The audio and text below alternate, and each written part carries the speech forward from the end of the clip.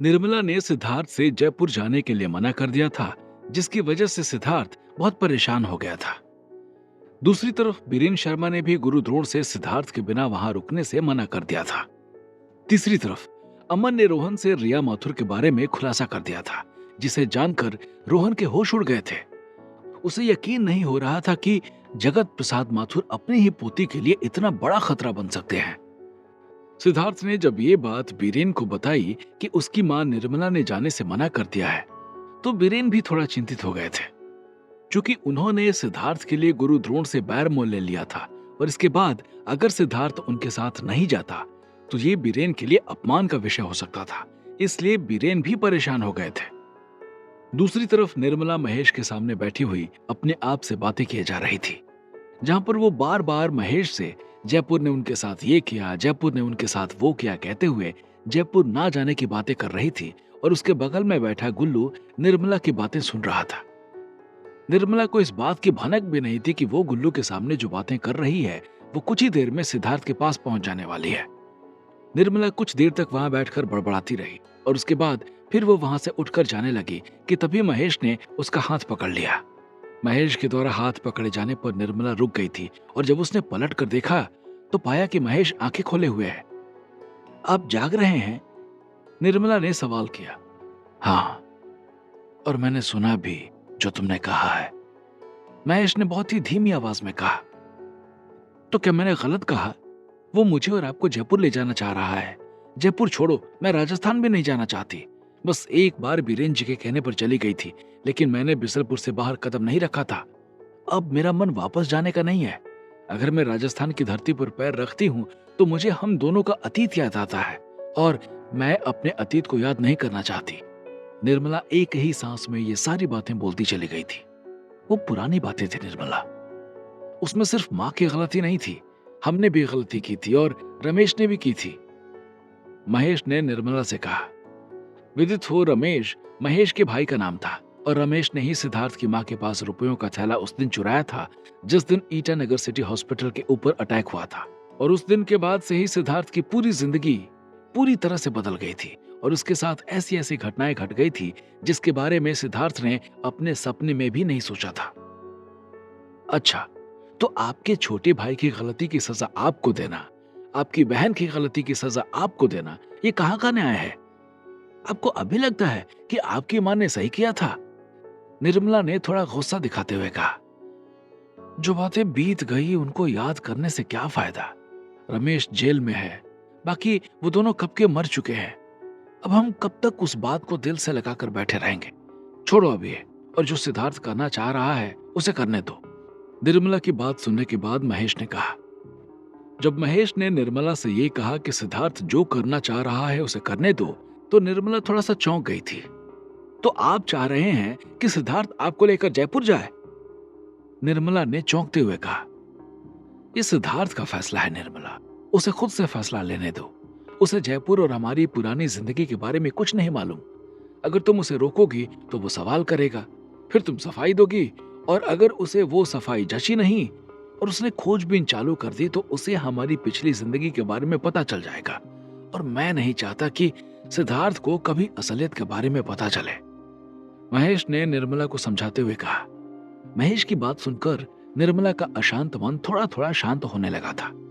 निर्मला को कहीं ना कहीं यह एहसास हो गया था कि महेश जो कह रहे हैं वो एकदम सही कह रहे हैं। सिद्धार्थ को शक करने का मौका देना उनकी पुरानी जिंदगी के गड़े मुर्दे उखाड़ने के बराबर होगा। और महेश तो क्या, निर्मला भी कभी नहीं चाहती थी कि सिद्धार्थ को कभी यह पता चले कि उनकी पहले की जिंदगी कैसी थी। ठीक है, जैसा आप कहें, लेकिन अगर कुछ ऊंच नीच हुई तो हम सिद्धार्थ को हमेशा के लिए खो देंगे। ये बात आप याद रखना। निर्मला ने महेश से कहा। कुछ नहीं होगा, सिद्धार्थ को हम कभी इस बारे में बताएंगे ही नहीं, तो सिद्धार्थ को खोने का सवाल ही नहीं उठता। महेश ने निर्मला से कहा, और अभी वो दोनों बातें कर ही रहे थे कि तभी निर्मला को सामने से बीरेन शर्मा और सिद्धार्थ आते हुए दिखाई दिए।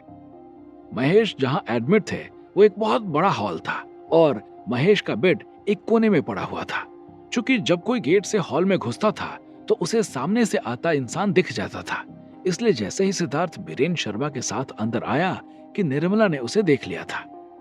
सिद्धार्थ आ रहा है और साथ में बीरेन जी भी हैं। निर्मला ने महेश के कान के पास फुसफुसाते हुए कहा, कोई बात नहीं, आने दो, हामी भर लेना तुम।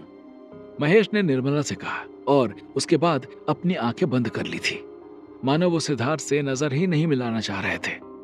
सिद्धार्थ और बीरेन निर्मला और महेश के पास पहुंच गए थे। उनके पास पहुंचने के बाद बीरेन ने सिद्धार्थ की तरफ देखा और कुछ इशारा किया। माँ, बीरेन अंकल आपसे कुछ बात करना चाह रहे हैं। बीरेन के इशारा करने के बाद सिद्धार्थ ने अपनी माँ निर्मला की ओर देखते हुए कहा, ठीक है, हम राजस्थान चल रहे हैं। निर्मला ने बिना कुछ और कहे सीधा सिद्धार्थ को जवाब देते हुए कहा। जैसे ही निर्मला ने सिद्धार्थ से इतनी बात कही कि सिद्धार्थ और बीरेन दोनों एकदम चौंक गए थे। वो दोनों निर्मला से बात करने के लिए आए थे, लेकिन निर्मला ने तो उन्हें बात करने का मौका ही नहीं दिया था। सिद्धार्थ को अपनी माँ का ये बदला हुआ रूप बिल्कुल समझ में नहीं आ रहा था। उसकी जो माँ अभी कुछ देर पहले राजस्थान जाने से मना कर रही थी, वो अचानक से राजस्थान जाने के लिए तैयार कैसे हो गई? ये बात सिद्धार्थ की समझ से परे जा रही थी। इधर बीरेन और सिद्धार्थ निर्मला के अचानक से हाँ कहने की वजह से अवाक थे और दूसरी तरफ रोहन जगत प्रसाद माथुर की असलियत और अमन की अचानक से तबीयत खराब होने के पीछे का राज जानकर परेशान था। उसे समझ में नहीं आ रहा था कि आखिर जगत प्रसाद माथुर अपनी ही पोती की जान के दुश्मन क्यों बने हुए हैं। तो आप वहां से कैसे भागे? रोहन ने अमन से सवाल किया। बस किस्मत अच्छी थी, इसलिए भागने में कामयाब हो गया, वरना अब तक मार दिया गया होता। अमन ने एक लंबी सांस भरते हुए जवाब दिया और उसकी आंखों के सामने कल रात की घटना तैरती हुई चली गई थी।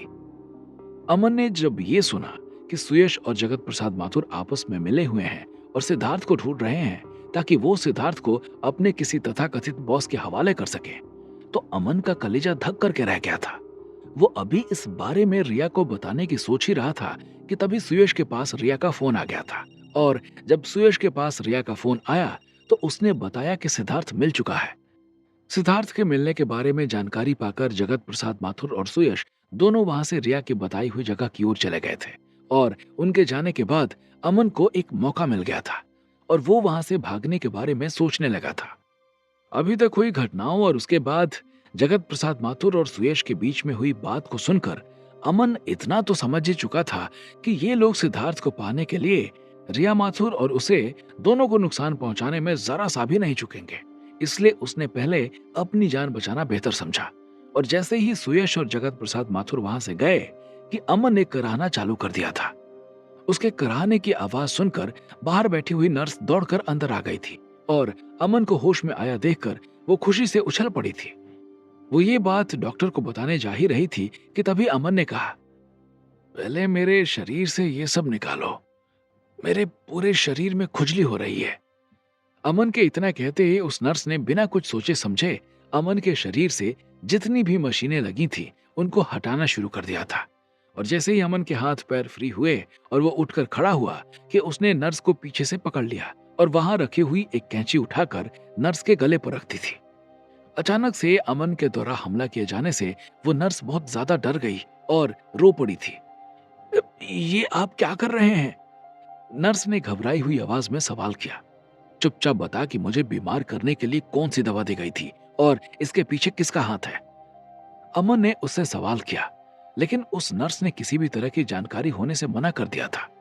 अमन ने उसको डराया धमकाया, लेकिन अमन का डराना धमकाना बेकार था क्योंकि उस नर्स के पास अमन के सवाल से जुड़ी हुई कोई जानकारी नहीं थी। अभी अमन उस नर्स को डरा धमकाकर सवाल पूछ ही रहा था कि अचानक उसके सिर के पीछे किसी ने बहुत तेजी से वार किया, लेकिन अमन की किस्मत अच्छी थी कि उसके ऊपर उस अटैक का असर नहीं हुआ और जब अमन ने पीछे मुड़कर देखा तो पाया कि वहां पर एक आदमी खड़ा हुआ था। यह आदमी और कोई नहीं बल्कि वो डॉक्टर था जिसने अमन का इलाज किया था। अब तुम कौन हो? अमन ने दांत पीसते हुए कहा। यही तो डॉक्टर साहब हैं, हम अपना काम कर रहे थे, आप नाहक में हमें परेशान कर रहे हैं। नर्स ने अमन को जवाब दिया।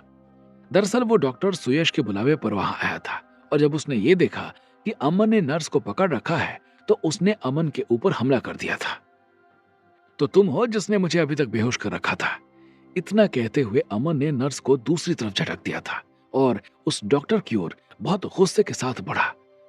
लेकिन इससे पहले कि वो डॉक्टर के पास पहुंच पाता कि नर्स ने, जिसे अमन ने मासूम समझकर छोड़ा था, उसने अमन के पेट में सीधे कैंची मार दी थी। उस नर्स के कैंची मारते ही अमन की चीख निकल गई थी। उसने झटके के साथ अपने पेट से कैंची निकाल दी थी। अमन ताकतवर और फिटनेस फ्रीक था। अगर वो एक हफ्ते से इस स्थिति में ना होता तो ये दोनों उसका कुछ नहीं बिगाड़ सकते थे। कैंची निकालने के बाद अमन सबसे पहले उस नर्स की तरफ घूमा, लेकिन तभी उस डॉक्टर ने अमन को पीछे से पकड़ लिया था और दोनों के बीच रस्साकशी होने लगी थी। नर्स और डॉक्टर मिलकर अमन को मारने का प्रयास कर रहे थे, लेकिन अमन को हरा पाना इतना आसान नहीं था। उनसे लड़ते लड़ते अमन के हाथ में ड्रिप टांगने वाला स्टैंड आ गया था, और जैसे ही अमन के हाथ में वो स्टैंड लगा कि उसने डॉक्टर की खोपड़ी पर वो स्टैंड मार दिया था, और उसके स्टैंड मारते ही डॉक्टर की खोपड़ी फट गई थी, और उसके बाद नर्स को धकेलकर अमन पीछे के रास्ते से भाग गया था। इधर अमन रोहन को अपने एस्केप की कहानी सुना रहा था, और उधर दूसरी तरफ सिद्धार्थ अपने कमरे में पैकिंग में लगा हुआ था। तभी उसके पास एक आदमी सूचना लेकर आया कि कोई उससे मिलने आया है और वेटिंग रूम में बैठा हुआ है। किसी के आने की सूचना पाकर सिद्धार्थ को लगा शायद ये वही आदमी होगा जिसे पृथ्वीराज सिंह ने उसकी मदद करने के लिए भेजा है, और इसलिए सिद्धार्थ अपनी पैकिंग आधी अधूरी छोड़कर चला गया था। सिद्धार्थ जब वहां से चलकर वेटिंग रूम में पहुंचा तो उसने पाया कि एक आदमी खिड़की की तरफ देखते हुए उसका इंतजार कर रहा था। उसकी पीठ सिद्धार्थ की तरफ थी। उसको वहां खड़ा देखकर सिद्धार्थ ने उसे आवाज दी, हेलो सर। सिद्धार्थ की आवाज सुनकर जैसे ही वो आदमी घूमा कि उसके चेहरे पर नजर पड़ते ही सिद्धार्थ की आंखें फटी की फटी रह गई थी। उसका अतीत उसके सामने आकर खड़ा हो गया था। आखिर कौन आ गया है सिद्धार्थ के सामने? क्या है सिद्धार्थ का इस आदमी से संबंध? क्या महेश को राजस्थान ले जाने के बाद शुरू होगा सिद्धार्थ के जीवन का एक नया अध्याय? क्या इससे सिद्धार्थ के ऊपर आने वाली है कोई नई मुसीबत?